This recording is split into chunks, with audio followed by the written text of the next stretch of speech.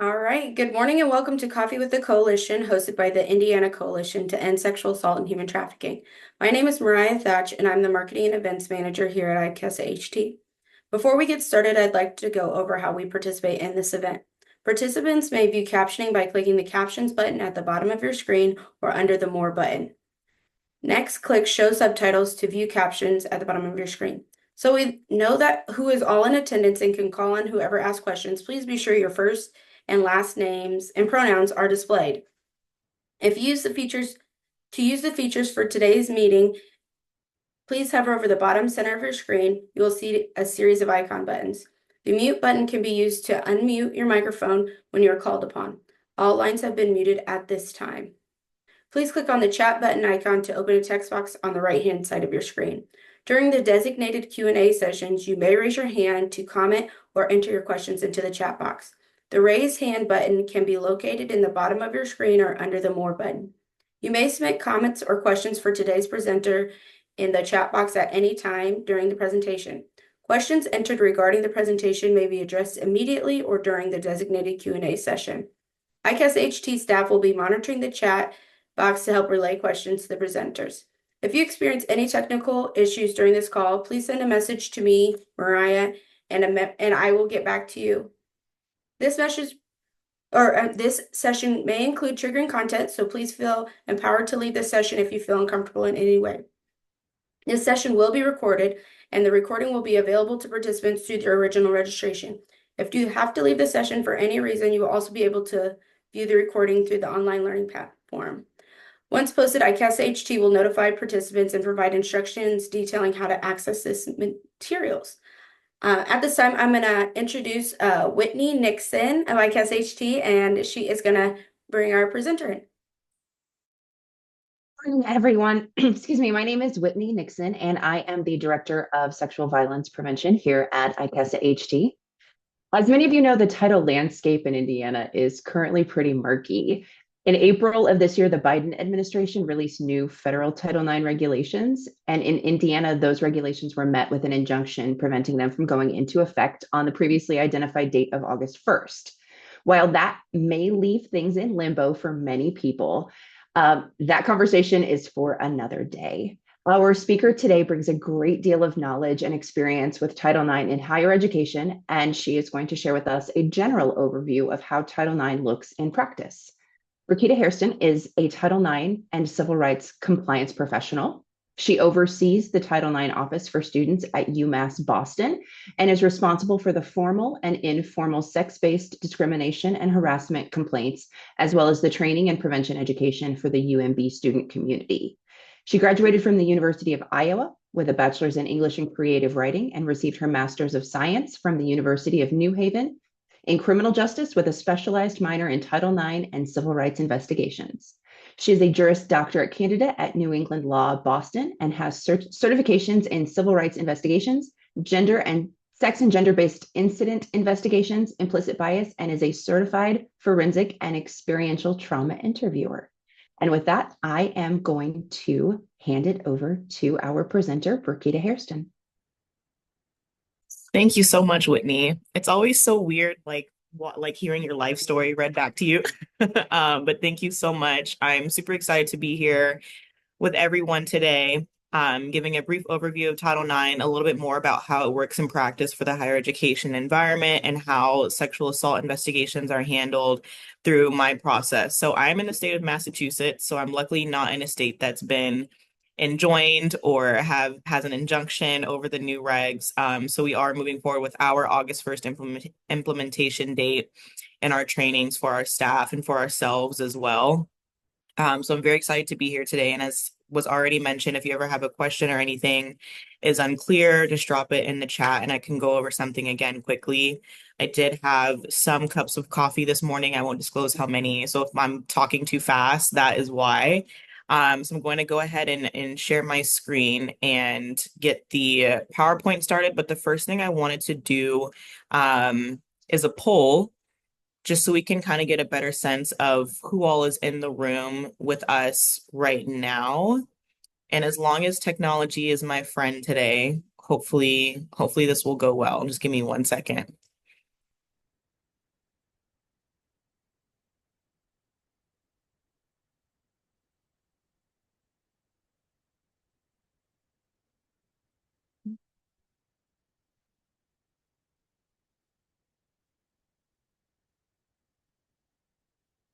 Okay, we should be seeing a screen with a QR code.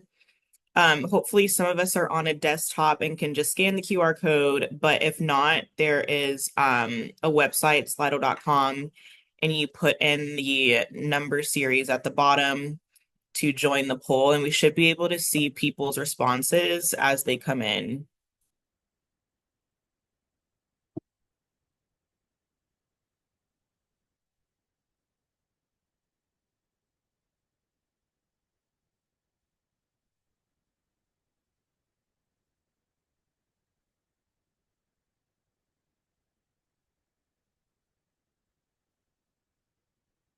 I know that this is not all encompassing of all the various fields out there, so if anything was left off, feel free to put it in the chat.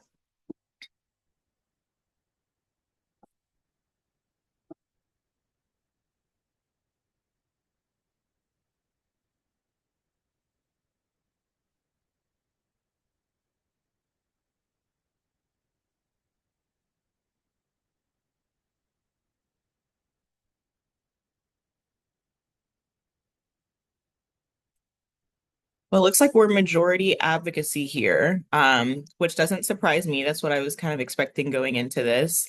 For those that marked other, if you're comfortable jumping in the chat, what field you work in. Let's see, there's something that came up. Let's see other. Okay. Thank you, Christy, for putting that in the chat. Okay. Well, thank you all for participating in that. It definitely gives me a good sense of who's in the room. So I will stop my share and then get us right back into the PowerPoint.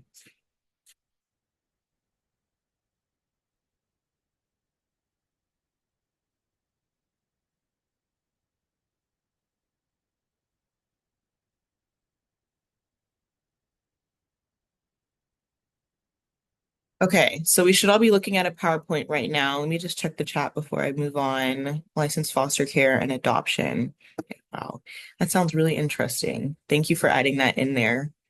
Um, okay.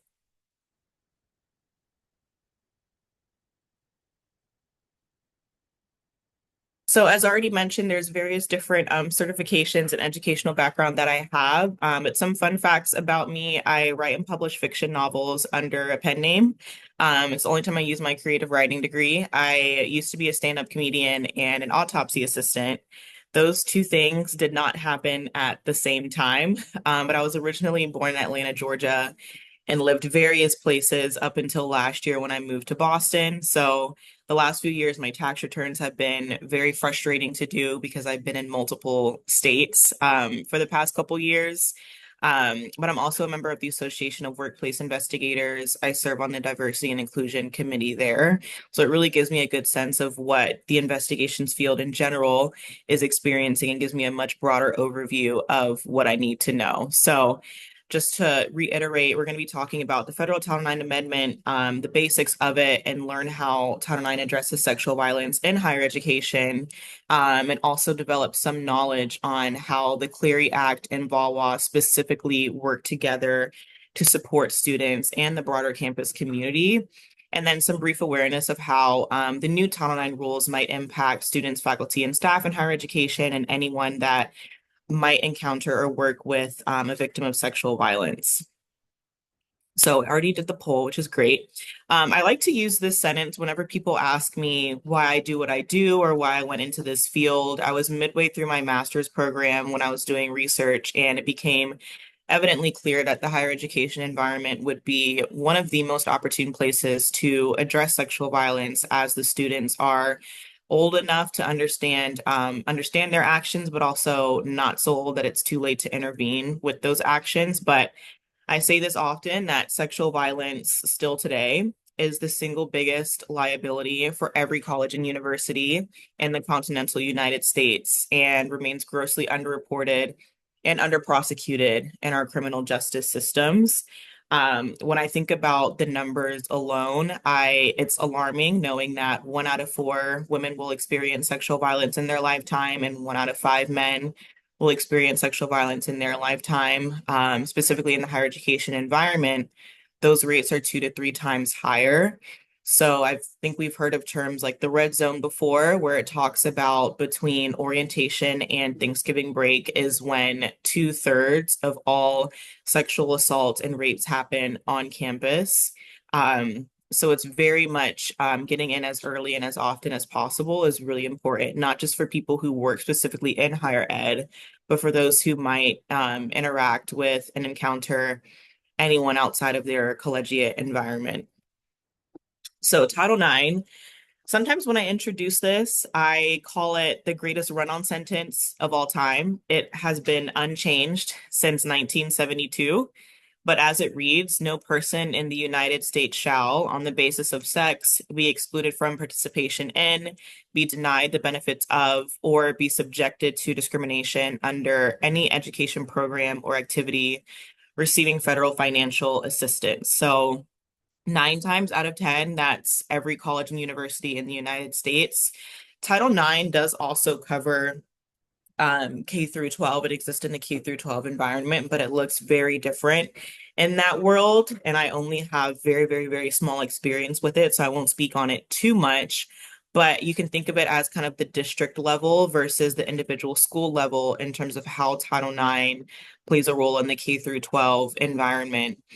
In Title IX higher education as well, I work very closely with our student code of conduct director. There are some incidents that fall more clearly under our student code of conduct rather than Title IX. So I work in tandem with him a lot in terms of how to address the behavior, but also make it clear that it potentially meets the threshold for a more severe policy violation. For Title IX, whenever those go to a formal investigation, there are various sanctions that are possible for someone to be held under, anywhere from suspension and abeyance through to an expulsion. For lower level incidents, we do institute a lot of educational conference or policy coaching, because at the end of the day, the goal is not to upend someone's educational career, especially if they have the propensity to learn from how they harmed someone. But we're always weighing that erroneous risk of, can this person safely remain on this campus when we know about the behaviors that they have engaged in? So I like this graphic because it really lays out how Title IX from that one run-on sentence now covers everything that it covers today. I hope the text on the image is legible to read. If not, I have a supplemental resource that I can share with Mariah to disperse to everyone. But I just want to do a general walkthrough of how we got to where we are today. So we knew that Title IX was a federal civil rights law that was released in 1972, prohibiting sex discrimination in educational programs. We knew that Title IX started with athletics first as well. There are still people today, when I say Title IX, they think, oh, athletics or tennis, because specifically it was tennis players that spoke up about gender inequities in sports. And that's where a lot of Title IX originated from. And then there weren't a lot of changes, not until 1986. So Jean Cleary was a college student. She was raped and murdered in her college residence in her dormitory.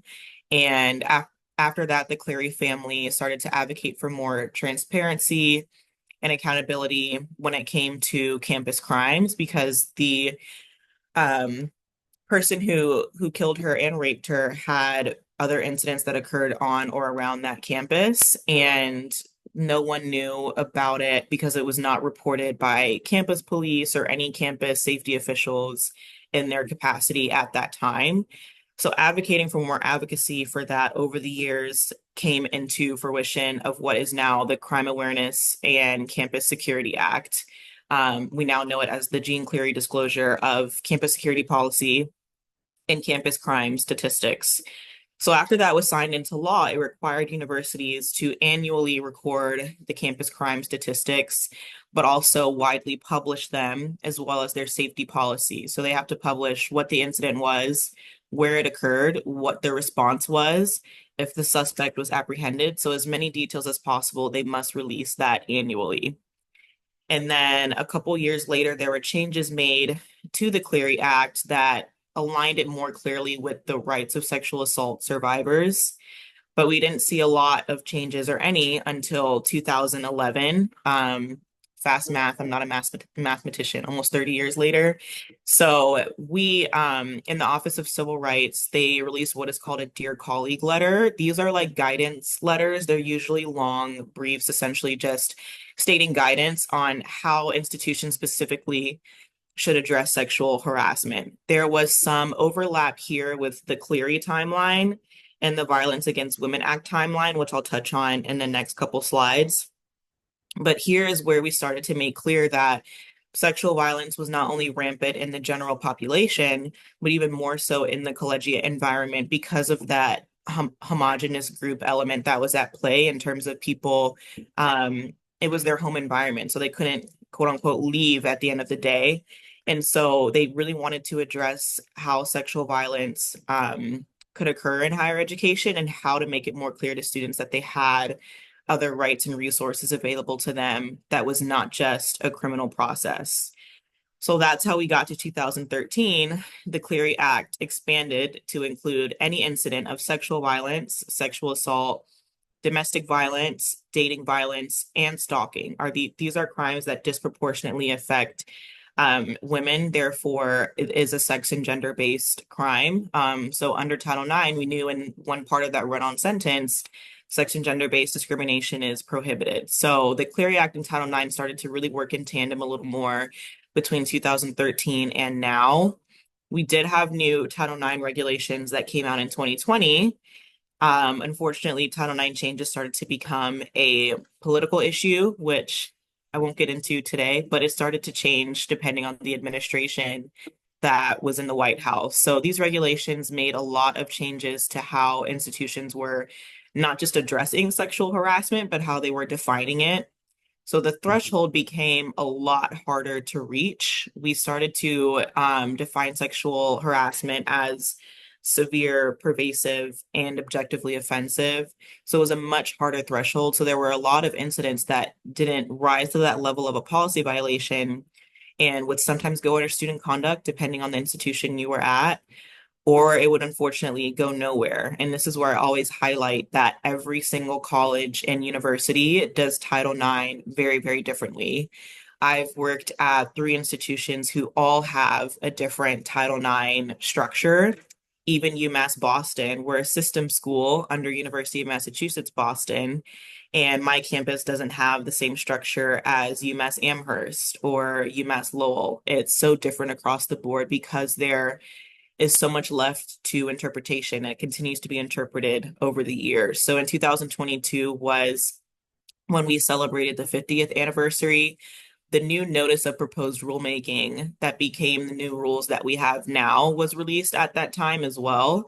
We were hopeful that it would bring more changes to how the process could be equitable for both parties, but also not be re-traumatizing to complainants that were coming forward.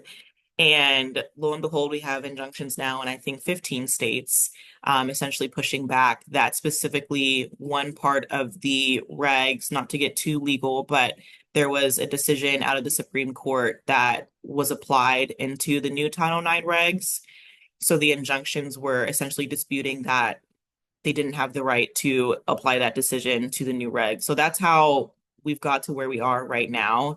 But I wanted to at least kind of walk us through a little bit in terms of understanding how that one sentence, that one amendment now covers everything that it covers and has turned into 16 to 1700 pages of new regulation case law every 4 years. I'm going to check the chat quickly. Thank you. I just wanted to make sure I wasn't missing anything before I moved on.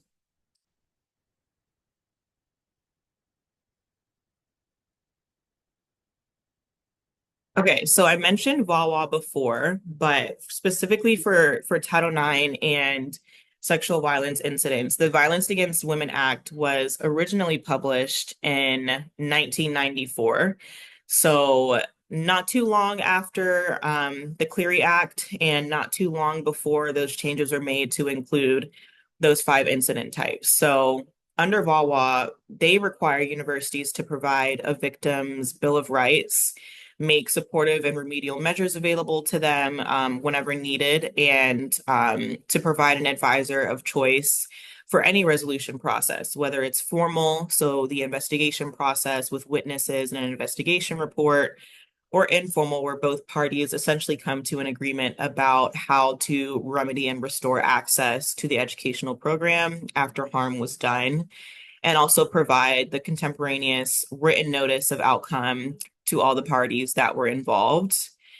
And then under VAWA as well, the complainant is not required to have been participating in the educational program or for the conduct to have occurred specifically in the United States or on campus. This is a little contradictory of Title IX in some ways. So under Title IX, we address the conduct when it happens on campus or whether it was supported by campus funding or any university funding or a university sponsored program or event. So when you think of athletics, when they go to away games in different cities, different states, any conduct that occurs is still under our process because of that fiduciary element. To students separately who went off campus and engaged in behavior where one of them has harmed the other, we can still address that because they were both students. But if there was a process where one student was off campus with another non-affiliate of the university, so in a study abroad program, there's not a clear line of how we can address that conduct. But with VAWA, it specifically tells us that that participation element is very important, and it gives us a little more leeway into still addressing that behavior, because whenever that, even if the harm occurs somewhere else, the impact, the hostile environment can follow them back to the university. So this is where a lot of them start to intersect and even contradict each other. So with Clery, we know that we must report all the incidents that happen on campus or during a university sponsored program or activity. We call that the Clery geography of a campus. So for example, my campus, we are still mainly a commuter campus, even though we have 2 residence halls. And literally across the street, so like a crosswalk over, are 2 apartment buildings that are open for anyone to live in them, although majority students still live in them. So they're not technically on campus, but they are still within the Clery geography. So any incidents that occur there can still go through under our process. And with Violence Against Women Act, that's where we get a lot of the support element to both parties that are undergoing the process. It ensures that it's equitable and impartial, but at the same time, not putting the complainant or victim in a situation where they're being re-traumatized and re-victimized over a long process. What I do often tell people in investigations is that when there is a not responsible finding, that doesn't mean I'm saying that the harm didn't occur to them or the university saying that the harm didn't occur. What that means is it didn't meet the threshold for a policy violation or for the respondent to be found responsible. And that's because of the administrative process that we're under. So when we think of the criminal justice system, we know that beyond a reasonable doubt is the threshold that they use to find someone guilty or not guilty. But under Title IX, we use preponderance of the evidence. I sometimes call that 50% plus a feather, because sometimes that small difference is all it takes to get to that more likely than not standard. So having this requirement of a written outcome and full investigation report can help both parties understand how the determination is made. So I wanted to touch on the specific definitions that we're under, just so we're at an understanding of where my process starts and ends in some way. So sexual harassment, this is one of the most common, unfortunately, that occur under my process. And we understand sexual harassment as something that creates a quid pro quo relationship and results in a hostile environment at work or school in some way. So some sort of deprivation of their benefits or loss of benefits. And this can go anywhere from verbal conduct, touching, even digital and online communications, all the way through to sexual assault. What I often see in these situations, especially in higher education, where we have professors and faculty members who have closer relationships with some students, is that when it goes into the quid pro quo harassment, and let's say something of a sexual nature did occur, then I sometimes have a complainant say, well, I engaged in the behavior, so that means it wasn't a policy violation. Or sometimes they'll even say that thinking that it means they consented to the behavior. And at my university and many others, we have ethical relationship policies. So the harasser is sometimes holding that over their head in terms of, well, you engage in this behavior, and it's actually a violation of the ethical relationships policy. So further putting that person in an uncomfortable situation and ensuring that any job benefit is conditioned on their exception and continuance of the sexual advances over time. So this can create a really difficult environment for the student or for the potential victim, especially if they don't know about all the resources that are available to them. Because I do understand sometimes they don't want to deal with university officials after they've already, quote unquote, been harmed by someone at the university. So that's where I lean on our external resources that we have a lot of the time. We have memorandums of understanding, MOUs, with the Boston Area Rape Crisis Center nearby, with legal centers nearby. I always like to have places to refer students to in the event that they don't want to take my process through, but they should receive some support and some resources after experiencing what they experienced. So I wanted to touch on sexual violence as well.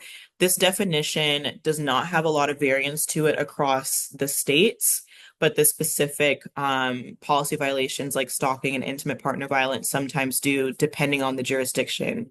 But for sexual violence, we understand this as any physical sexual act or activity that's engaged in without the consent of the other individual. This includes when they're not able to consent to that activity. So this applies to when someone is a minor. In Massachusetts, the age of consent is 16. This includes when someone is incapacitated, and I'll touch on some of those specifics, but I wanted to cover this definition because I run into students a lot who not necessarily have trouble differentiating between the two, but I think there are just so many misconceptions and a lot of myths out there around how sexual violence, the umbrella term, exists and how the specific incidents within them are defined. So, rape is any penetration of any bodily orifice, no matter how slight, by any object, including any body part, without the consent of another individual. That differs from sexual assault because not all sexual assaults include penetrative sexual activity in any way. And what I like to use as an explainer is that all rape is sexual assault and sexual violence, but not all sexual assault is a rape because they have those very differences. This for me comes into play a lot when it comes to sanctioning. So this is why my questions that I ask of both parties have to be very thorough and very impartial to the point of understanding specifically what happened and what was said in these situations and the specific fact pattern that was at play. Because I wouldn't want a respondent who's found responsible to not necessarily have the full degree of sanctions that they should have had or the full degree of education that they should have had after an incident because of a breakdown in how things are defined. And with this as well, I think societal influences play a big role. Whenever I do education on campus, I use pop culture and media examples to, I suppose, try to relate to the youth. But what I have noticed a lot is that it still very much exists that when people hear rape, they think of very violent behavior. And that's not false, but it's not completely true. There are sexual assaults that are sometimes not physically violent, but that doesn't mean that harm was not done. I think also the biggest difference between sexual assault and rape is that when I'm investigating a sexual assault, 9 times out of 10, it's evident that the potential respondent was not intending any harm in that situation, but that doesn't mean that harm was not done. I've seen people come to the realization that what they believed was a consensual sexual encounter actually was not. And that is a tough line to walk with them because I don't want them to not understand why they are where they are, why we're doing an investigation. So that really comes into play when it comes to the education piece of my role. But I wanted to cover these definitions just so that we would know where I'm coming from as an investigator and as a Title IX civil rights practitioner. So under sexual assault, the biggest thing on my campus is that we have an affirmative consent policy. That means consent has to be informed, conscious, and voluntary. And I highlight a lot that past behavior or ongoing relationships where previous sexual consent occurred doesn't mean it automatically implies for the next time and the next time. It has to be at each and every individual time. So under sexual assault, there are four main types, and this is what I explain to students a lot. I've seen this vary in terms of how people are able to explain what happened to them or explain the harm that was done. And I'll start with incapacitation actually, because this one is the one of the most difficult to investigate, because when someone is incapacitated, they lack the capacity to give consent. So they lack a lot of cognitive awareness and cognitive abilities, which means that their memory is often very, very challenged. And it's very different from intoxication. Someone can be intoxicated to the point of incapacitation, but someone can also be incapacitated without having had copious amounts of alcohol. So if they're on a medication that's not supposed to be mixed with alcohol, that could possibly incapacitate them. So whenever I do those investigations and do the education, it's really important to ask those specific questions, even if the complainant lacks a sense of memory. That's where the forensic and experiential trauma interviewing comes into play. So force, what I like to differentiate on is that, yes, it does, of course, include the physical subduing of someone, physically holding them down, physically harming them, but it also includes implied threats or any intimidation that's at play when the complainant reasonably believes that the potential respondent would carry out that threat or carry out that harm. So this can occur over time in a way that coercion does, but for the most part, force is specific to the incident at hand or that moment in time because of that that element to it that requires for it to be considered force, there has to be that element of was there an implied threat or was there some sort of intimidation that occurred? And skipping to coercion. So this is unreasonable pressure for any sexual activity. It's not the same as seductive behaviors. When I do sessions on coercion and consent alone, I can spend hours talking about how being seductive is very different from being coercive, especially in a gradient of an ongoing relationship versus just meeting someone for the first time. But consent, as I've already covered, everyone has to agree to do the same thing at the same time in the same way for each and every individual act. Doesn't matter if they consented before, doesn't matter if they were in a relationship before. But for each of these, I always highlight that when it comes to consent, if you don't have consent that is freely given, informed, enthusiastic, and clearly communicated to be revocable at any time, you'll always have a sexual assault, right? So if someone is incapacitated, how was the consent informed if they're lacking a sense of the who, what, when, and where? If someone is coerced, was the yes or consent freely given? Same thing with force. So they all kind of intersect and overlap with each other, but consent is always that encroaching element over all of them. If you don't have that, you have a sexual assault. What I did notice that I want to touch on in the years I've been doing this work, as we've started to train people on consent and how affirmative yes is consent, there is some element that people have been talking about in terms of how some respondents may only understand that, okay, when you have a yes, you have consent. There are even investigators who are trained that when a yes is present, that means that there was consent, but not always, right? Have you ensured that the complainant wasn't incapacitated or that the respondent wasn't incapacitated? Have you determined that there wasn't coercive elements at play? Have you determined that there was no force at play? So it's not just getting to the yes. Consent doesn't stop at the yes, and neither does the education behind it as well. So this is definitely really important to understand for higher education.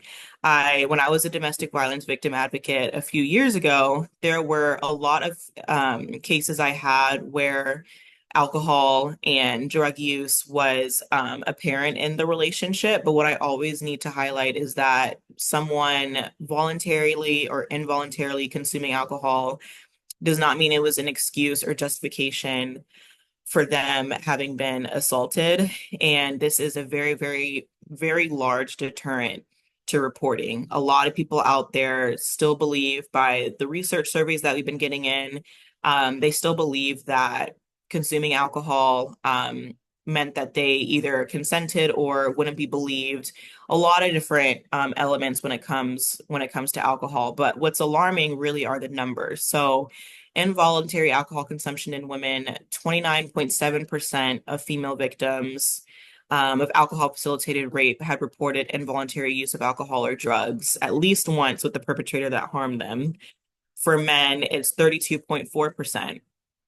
So that disparity in numbers has not yet been explained, but I always say with surveys like this, they're great to have, but sometimes they're not always fully representative because you're only getting responses from who responded. So it's in terms of how representative it is, that's up to question. But for voluntary alcohol consumption in women, 84% of victims reported voluntarily using alcohol or drugs at least once with the perpetrator.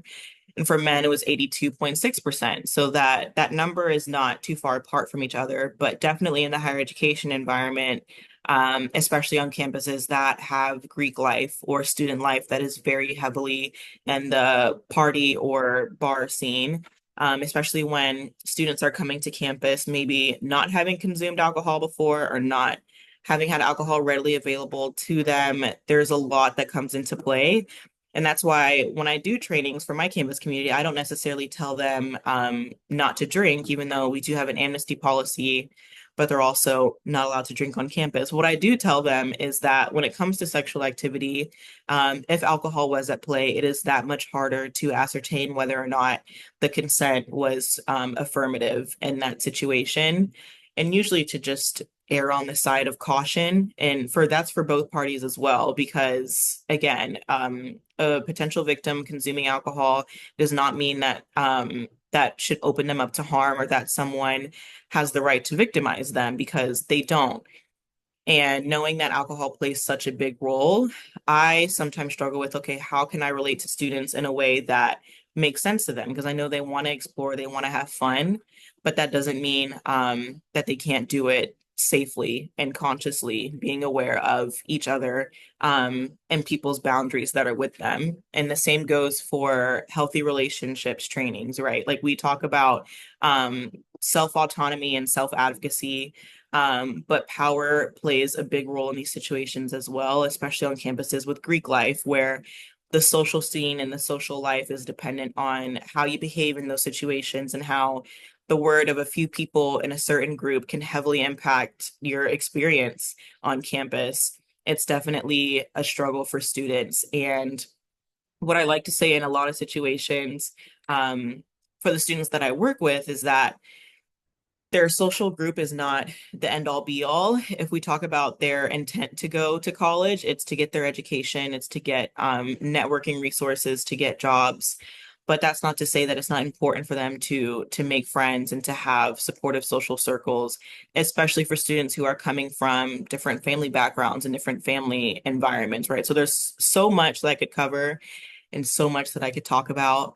So I'll try to keep it succinct, but it's definitely an important thing to touch on. So Title IX investigations, I covered a little bit of this, but now that we know all the definitions and everything that goes into play, it's important to know every victim has the right to choose what process they want to follow as a complainant. A lot of the, let's say, myths that I'm undoing is that as soon as they report, an investigation starts. And that's not true. I am not immediately going out interviewing witnesses or talking to people or getting camera footage and things like that. When I get a report, I do what's called outreach to the complainant. I ascertain a little bit more information if they're able to tell me. I meet with them if they respond to my email. And then from there, we talk about all the processes and resources that are available to them, whether it's a formal investigation or an informal resolution, or they don't want to do either, but they still want the behavior to be addressed in some way. And sometimes they just want to receive support resources. And again, sometimes they don't respond. For me, whenever the complainant identifies who the respondent was, I ask their permission if I can interact with the respondent. That is because of the what the regs say about how the process should go. We have to have that complainant's permission to interact with the respondent, especially if they explicitly state they do not want us to speak to the respondent. This comes into play a lot for domestic violence and intimate partner violence situations. There is that fear of retaliation is the biggest one, but also the respondent potentially not just continuing the behavior, but increasing it or escalating. So the complainant safety is always paramount in these cases. But usually when I meet with complainants and talk the process through with them, they leave in a much better place understanding all the different rights and resources that they have. But again, sometimes I'm just sharing support resources with them, and that's all they need in those situations. But if something happens their freshman year or sophomore year, and they decide they want to do something about it their senior year, that is still possible. Even if the respondent graduated, if we did an investigation while the complainant was still a student, and the respondent was found responsible, then perhaps they wouldn't be able to attend alumni events, or they would have to ask permission to go to certain events to ensure they don't interact with the complainant. But in terms of support resources, while both parties are students, the most common are no contact orders. These are mutual, enforceable by campus safety or campus police. They're not spatial, so if someone lives in the same residence hall, no one is moving out of their residence hall. But it tells them that if one person has arrived somewhere first, you should leave that space, and it definitely prohibits them from directly contacting them or speaking to them, whether that's through text message, email, or even having a friend tell a friend to communicate with them. It really tries to mitigate any contact that they have with each other. And usually that's enough of a deterrence for the respondent to stop their behavior. For incident types like stalking, that's a little bit different. Those definitely require educational conferences and policy coaching conversations if the complainant didn't choose an investigation. Now, there are very few times where the university, what's called a Title IX coordinator, initiated complaint will still take something under investigation if the complainant didn't respond or didn't want an investigation, if the incident type is severe enough. So if we get a report about a respondent and it's the fifth report about the same incident type, we get together and say, okay, how can we best respond to this to make sure the respondent not only continues to harm this complainant, but any other person on campus? So Title IX, sometimes the process is not just the incident at hand, but the university and campus community safety as a whole. But even still, both parties, they must have a fair, impartial, and thorough process. So I go through a lot of implicit bias and bias training, and we give resources to both parties. It is a equitable process in terms of each party might need different things, but what we know about sexual violence and sexual harm, we of course know that it impacts complainants far differently than respondents.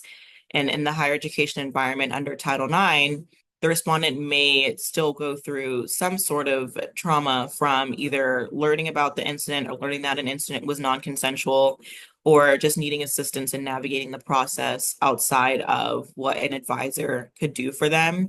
So we're always ensuring that that equity piece, that the investigations are equity centered, because we don't want the complainant at a disadvantage.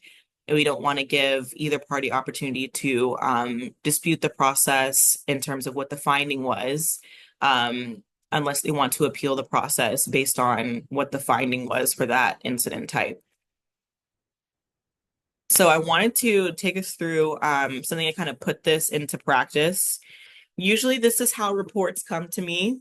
I have very little information sometimes, and then I go through intakes with the party, with the complainant, determine what they want.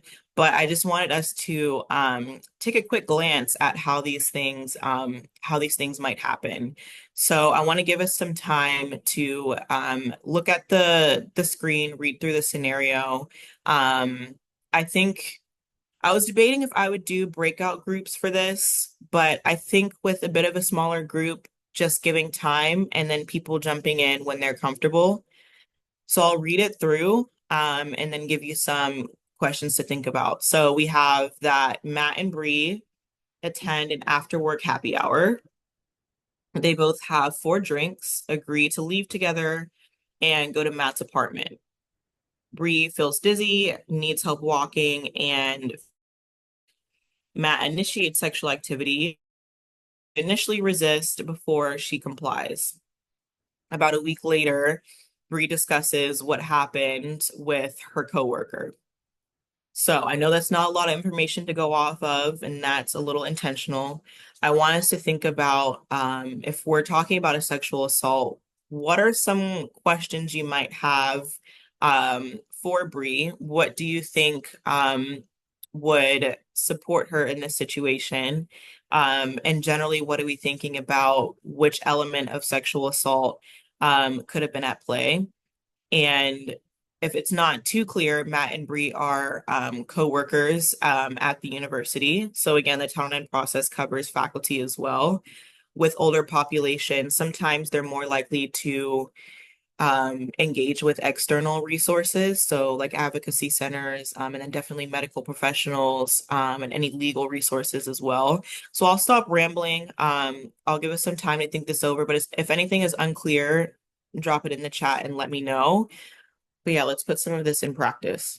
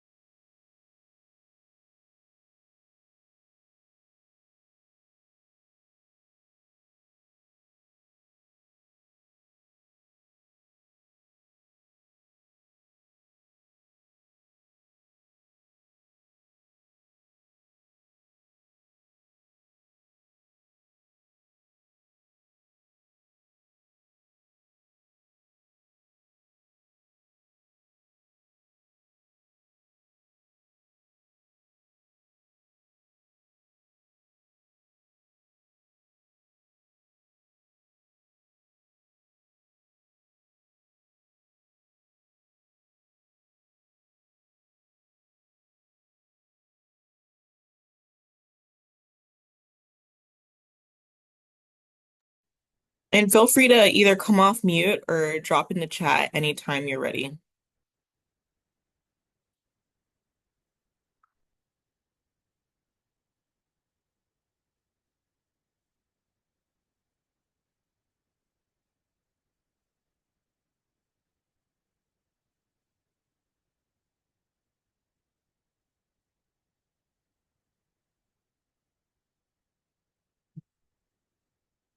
So Christy put in the chat, a question I would have is, did Bree verbalize consent at any time prior?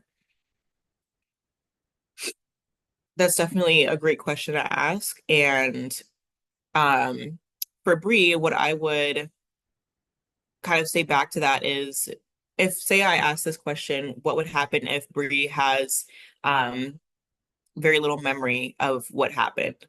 Um, because that sometimes plays a role. And the challenge sometimes is whenever that occurs, not necessarily that you're relying on the respondent's point of view, but if the respondent was more cognitively aware and seems to have more memory of what happened, that's where the investigation report and what's called a credibility reliability analysis comes into play. Because then you're weighing what is the likelihood in the truth of this evidence that this person is giving, whether it's verbal or otherwise.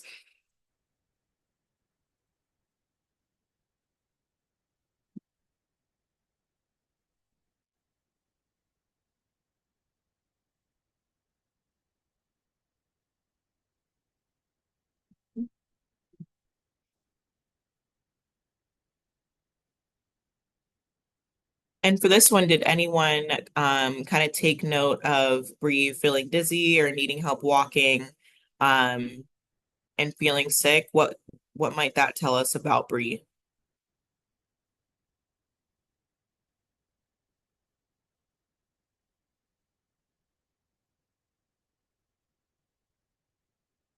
Marissa, I hope I'm pronouncing that right. Possible incapacitation. Yeah. So for this one, that's where I would ask a few more questions to ascertain if she knew the who of the situation, the what, where, when, the why. For incapacitation, I sometimes call them the things we learn in elementary school. And getting to that knowledge and getting to that understanding would tell me, is it more likely than not that she was incapacitated? And for this scenario, especially as an example of incapacitation, to find a respondent responsible for incapacitation, we must also prove that it was more likely than not he knew or should have known that the complainant was incapacitated in some way. So, not just proving if they knew the who, what, where, and the when, but if the respondent believed that they knew that they had cognitive awareness or cognitive ability. So, what about Matt would tell you whether or not he might have known she was incapacitated? Amelia would ask if Matt was also incapacitated. That's great to add, right? Because in these situations, if we determine that both parties lack that cognitive ability or cognitive awareness, then we look at it from that equity centered point of view, right? Of, well, finding one person responsible for something um, in a situation where they were also incapacitated would definitely have an impact on both parties, but also on the fairness of it. So a lot of the questions I ask are, especially initially, are getting to an understanding of what mental state each party was at. So for questions about alcohol use or alcohol consumption, I would ask more generally, how did this specific time compare to another time before where you drank just as much or less or more? But I have to be careful with those questions because we're not supposed to use any past behaviors as an influence on any decision making. But it is important to understand in some way what is this person's kind of general wherewithal for alcohol consumption in determining whether or not they were incapacitated.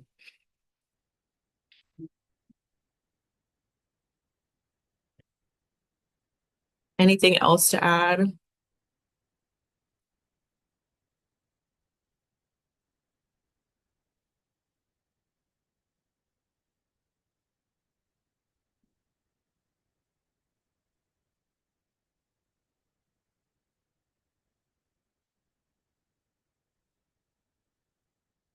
Well, feel free to keep utilizing the chat. The next slide continues to talk about Matt and Bree.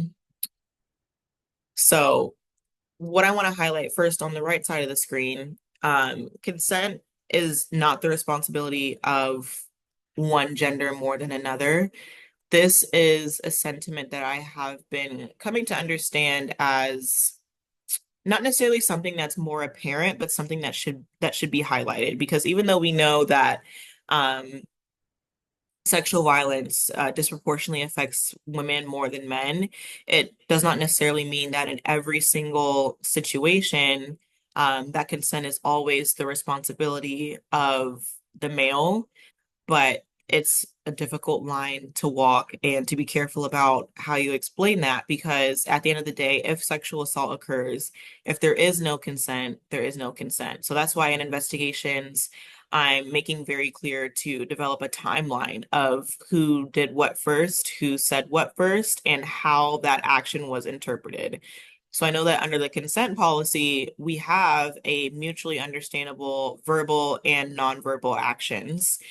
But with those nonverbal actions, how was it mutually understandable, especially if it's the first few encounters these people have had with one another? So it's up to trained investigators to determine those parameters of consent, incapacitation, coercion, and force that could have been at play. Because in this scenario, um, the um, the space where it says that Bree initially resisted, I would dig further into that, determine, well, what did that resistance look like?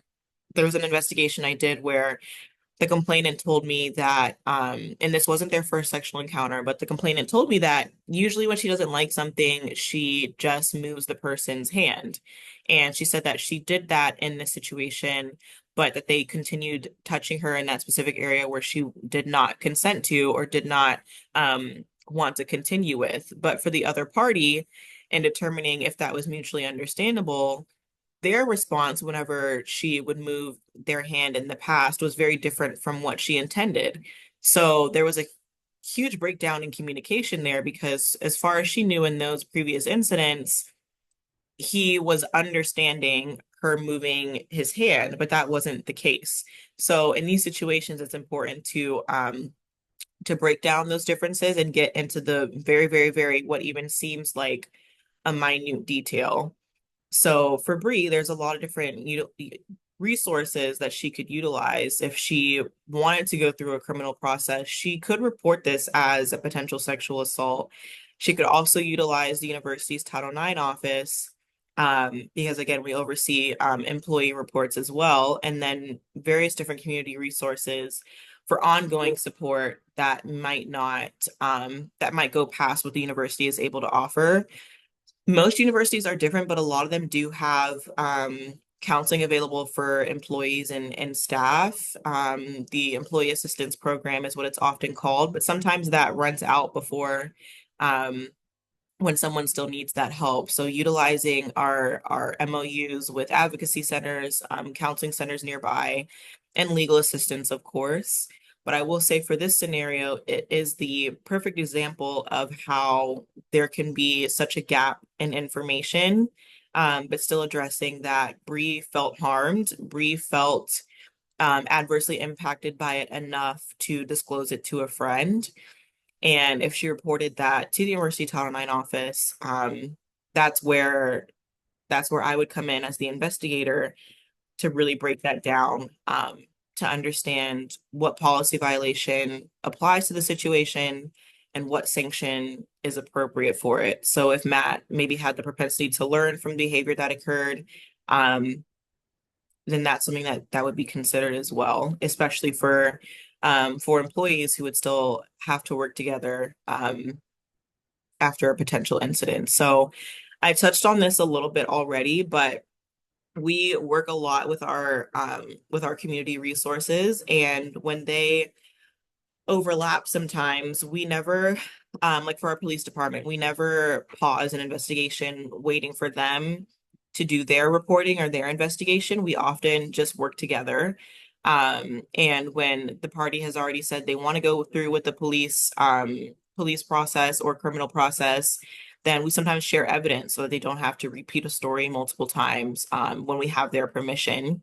And I already touched on the MOUs that we have, but we use those a lot, especially for crisis shelters when it's a domestic violence or intimate partner violence investigation.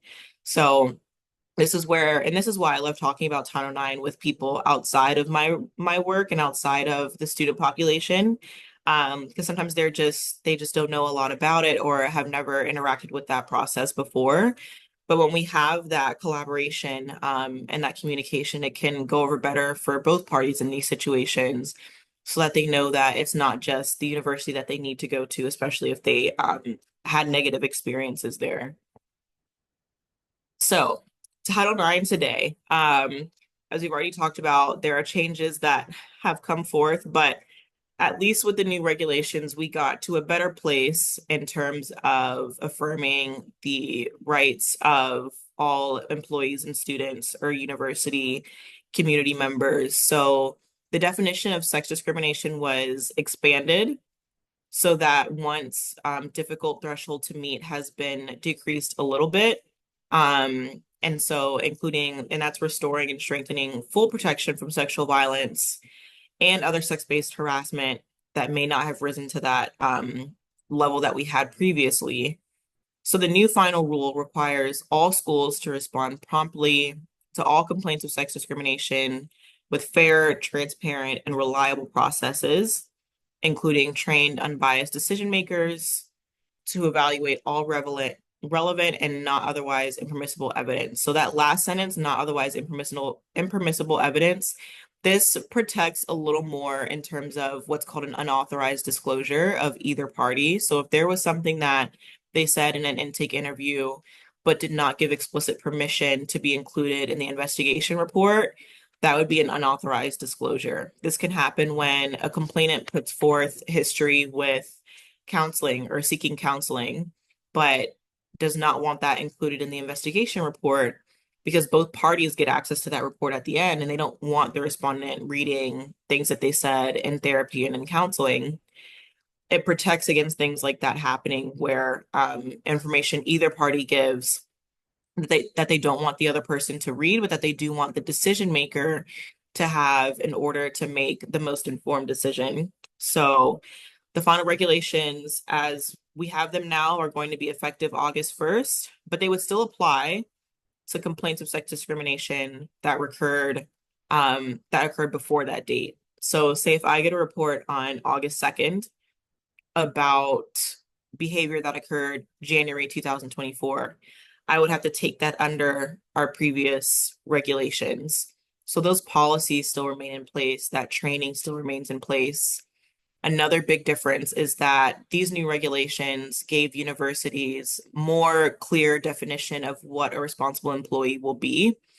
It used to be that universities could take it under any decision that they wanted to. They could decide to make all employees responsible employees, or they could make just a certain amount.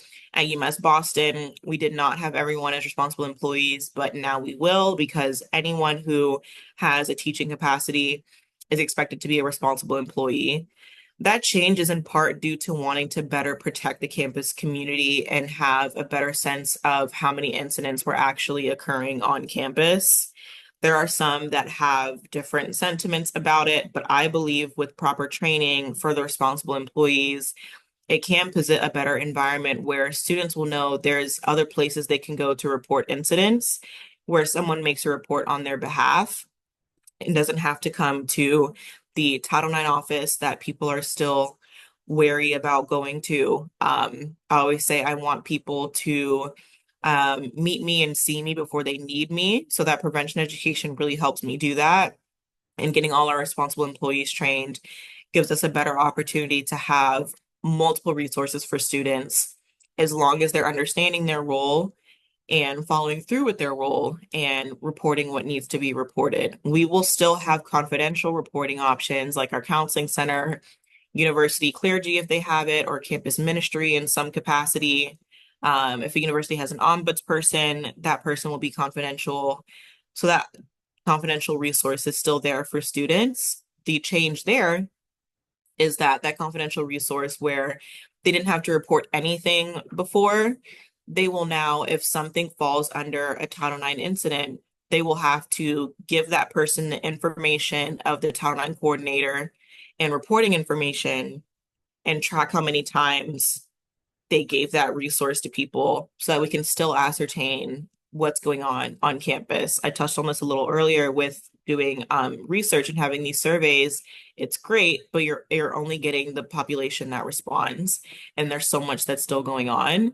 So the closer we get to a better space of fully understanding just how prevalent sexual violence is, the better we'll get at preventing it and understanding where students are in terms of what they know and understand about responses to sexual violence. So I touch on the numbers whenever I talk about this because it really puts into perspective just what we're dealing with in these situations. So as we know it, 18.3% of women have been raped, including forced penetration. And then 3 million women are sexually assaulted by drug facilitated or incapacitated sexual victimization. 13% of women experienced sexual coercion at some point in their lifetime. And this next one was interesting. I think it definitely sheds light on how this exists in the higher education environment with college students. 35% of people believe taking off their clothes indicates consent. And as I touched on with consent previously, That's not what consent is. It has to be, again, freely given, informed, enthusiastic, clearly communicated to be revocable at any time. One specific action does not mean that consent has been given. And we know that 99% of sexual assault perpetrators are male. Only 2% of rapists are convicted and imprisoned. So it's like I've said a few times, there's a huge gap between what we're experiencing on the ground and what we're seeing in these numbers. And the best way to get at that, in my personal opinion, is the educational piece. I believe in calling communities in versus calling them out. And that was a lot of the research I was doing in grad school, was understanding what is the origin of sexual violence and sexual deviancy? How is this actually happening? Um, and it was definitely interesting stuff to see how and why these things are still occurring, even though it feels like we know so much about it. So I'm opening for questions. That was a little shorter than I expected, but I wanted to give ample opportunity in case there were any questions, anything that I could go over again. Let me just double check the chat. So from Jules, I'm worried that this dual policy situation will be incredibly confusing for students and deter complainants from reporting if the processes will be different based on the date of the assault. Is this stipulation typical of Title IX changes, or is this new for this iteration? So for the second question, I wouldn't say typical, but I also wouldn't say that it's new. This was the same for the regulations we had in 2020 against the regulations that we had before then. As far as potentially creating confusion for students, that is possible. I will say that the average student is not, how do I say this? Like, they're not fully aware of the policy piece behind Title IX as much as they're aware of the process piece. So when I talk to the average student, they know that when you do a Title IX report, an investigation is done if that's what they choose to do. They don't necessarily know that our university is currently under 2024 regulations, but that if the incident occurred earlier this year, it's under the 2020 regulation. They usually don't know enough to be confused, as bad as that sounds. But when we meet with students and we get to that point of intake, we make clear you're reporting an incident that happened on this date. So this is the process and procedure that we're going to be going through. We don't necessarily include that next piece of, but we're also under these separate regulations. Where the regulations, new or old, heavily impact students is any piece that relates to training. So for example, these new rules have that new responsible employee requirement. So the big change the university community is going to have is that where they were a student employee in the library before who onboarded and started their job now has to go through responsible employee training. And that's hopefully the most they'll see from the Title IX office in terms of what's different for new regulations. I hope that makes sense.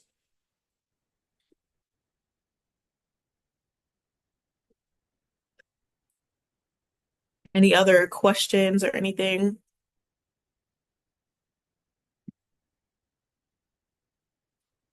Amelia says, to clarify, a responsible employee means they are a mandatory reporter, and that includes student workers.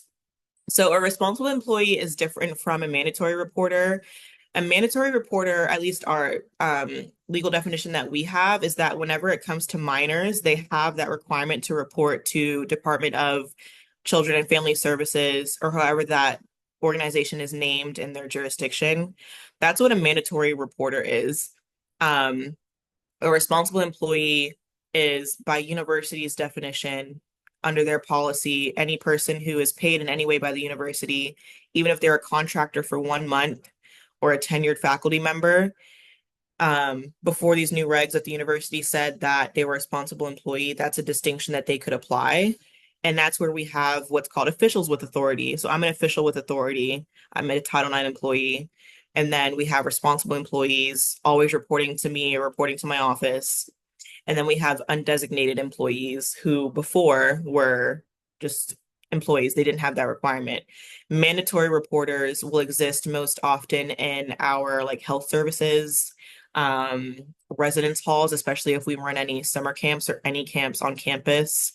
athletics employees that run any camps that we would bring minors onto our campus. So that's the distinction there. I hope that answers the question. But yes, it looks like most universities will go with what's called the de jure point of view and then do the most amount of responsible employees possible instead of trying to get into the nitty-gritty of making a separate distinction about it. So student workers would be, like, for example, resident assistants. Even before the new regs, a resident assistant was a responsible employee. Those distinctions were made based on how much contact will they have with students and in what context. Sharing a living environment with students, that person should be a responsible employee. But now it's going to be mostly everyone.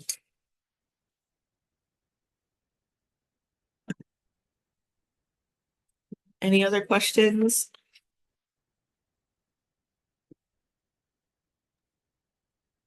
Rakita, can you talk a little bit about kind of the relationship between service providers in the community and kind of the Title IX process and what that looks like in terms of like a collaborative relationship?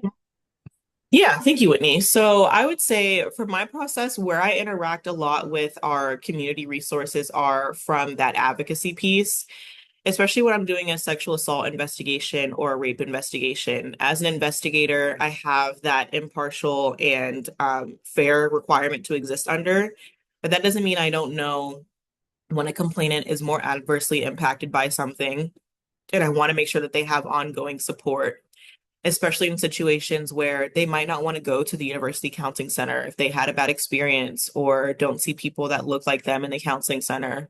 That's when I would heavily lean on the two MOUs we have with Boston Area Rape Crisis Center, for example. So I've sat in front of students, called, got them intakes with an advocate, made sure that they were connected. So for those moments where they needed that additional support or needed help in that process, they had someone that they could clearly go to, whereas I couldn't step out of that bounds in terms of offering advocacy instead of just addressing the incident that I was looking at.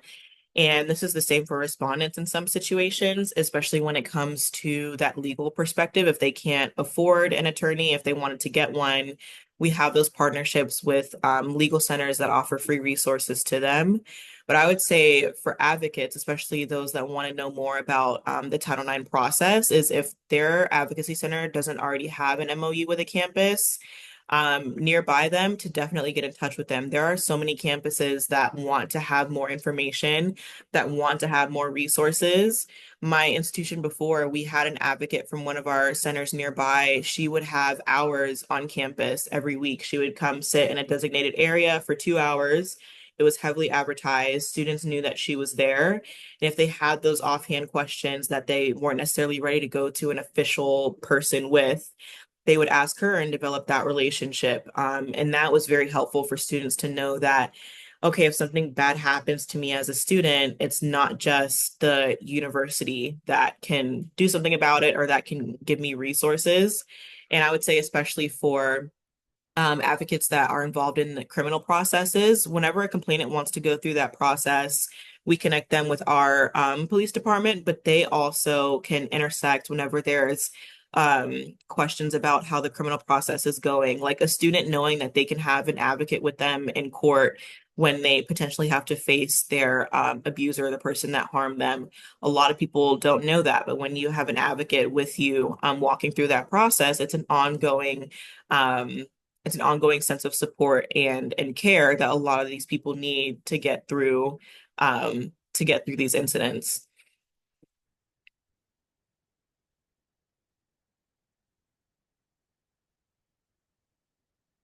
Training or resources you'd recommend for community-based service providers to be more aware of Title IX requirements and processes.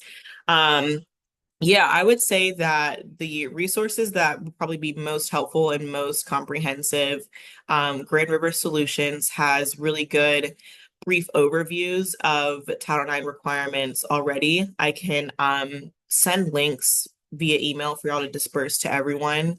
And then in terms of the process behind it, ATIXA, Association of Title IX Administrators, they release some resources that are free to the general public, but for the ones that aren't, I still recommend them in case anyone wants to be certified in a specific area of a resolution process or wants to know more about how that process works. But I would say for my work, oh, thank you. Especially the community approach and collaborative approach to addressing sexual violence.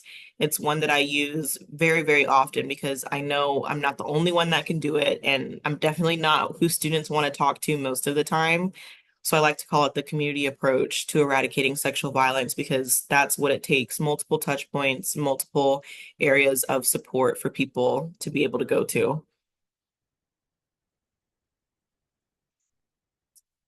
Anything else? Any lingering questions or anything?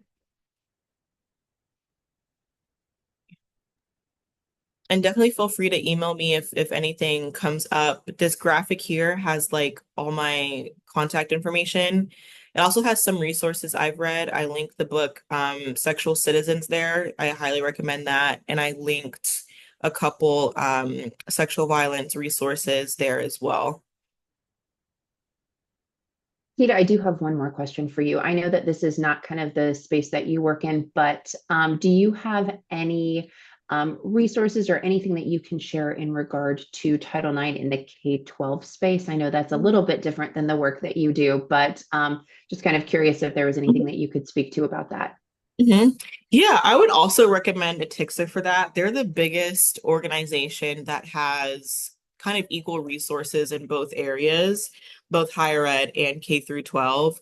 And what I would highlight the most for K through 12 is the just higher propensity that you'll be interacting with the students, parents, and guardians in those situations, and getting in touch with them and doing things like where I worked before, we had we would give resources to like PTA meetings and PTA groups so that they would start to hear and know more about what Title IX was. Because if they reported something that happened at school to the principal and maybe nothing happened, they have the right to know that if they feel like a school is not following a good process, they can go directly to Department of Education or Office for Civil Rights. There might even be other reports about that school there. So little things like that definitely help in terms of getting information out there. But yeah, I would say Atixa for K through 12 is a really great resource for how to interact with that population, how to call in parents to those processes, how to interact with teachers, resources for teachers as well, in terms of how they can get outside help for any instance that they may encounter too.